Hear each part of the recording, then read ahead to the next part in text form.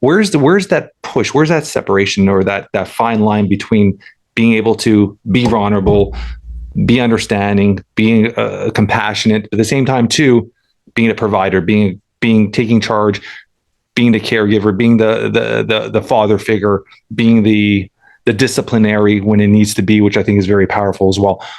Where's that fine line? Where's that fine line? Because obviously you're like that. You're obviously a big, muscular, husky guy. You got the beard. You're a dad. You're a provider. But at the same time, too, you're very open with talking about being vulnerable, right? So what's that fine line?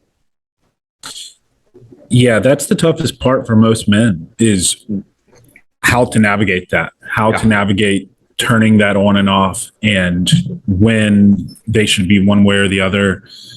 The aggression part, the testosterone fueled aggression and all of that is the easy part for us, for most guys. Yeah. That's the easy part. And I think what happens with a lot of those brands, and I'm not the biggest fan of a lot of those brands either. I am more, my mentality, and I just had Adam Smith, a Green Beret, a former Green Beret, who's now a coach and does some really awesome stuff. I just had him on my show. It was an awesome episode. And we were talking about this concept of the warrior poet. And that's what I love, is someone who is a warrior and a poet, right? So for me, it's, I'm vulnerable. I am understanding. I'm logical. I'm calm when I'm with my family, pretty much always, so that's my default. Okay. Yeah. Unless there's an event that triggers like the need for me to be a disciplinarian, which I'm still calm, even when I'm a disciplinarian, and I'm still measured, and I'm very much less of I'm mad and more of, this is what happened, and let's talk through why you shouldn't do it that way.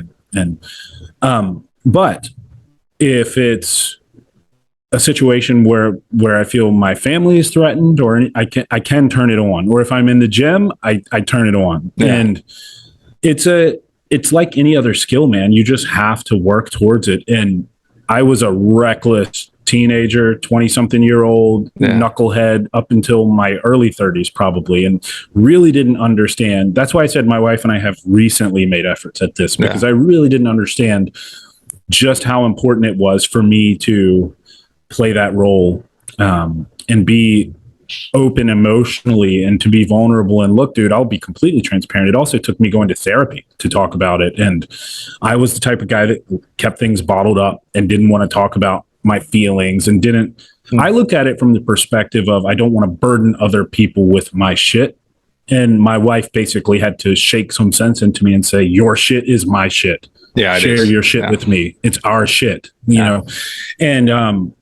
And it's so liberating when you finally do. Now, because I can tell her anything and everything. But no, I don't know if there's an exact answer to that question. I think it's more about you just being, find the balance. Yeah, finding a balance between them, but knowing that, and the way Adam says it is, just knowing when to go into savage mode. And I think the big difference, though, is that a lot of these brands and a lot of these personalities who try to portray men in a certain light, they portray it as though savage mode is the default, and that's not the default. Yeah. The default is to be what we are right now, to be inquisitive, to be measured, to be logical, to be curious.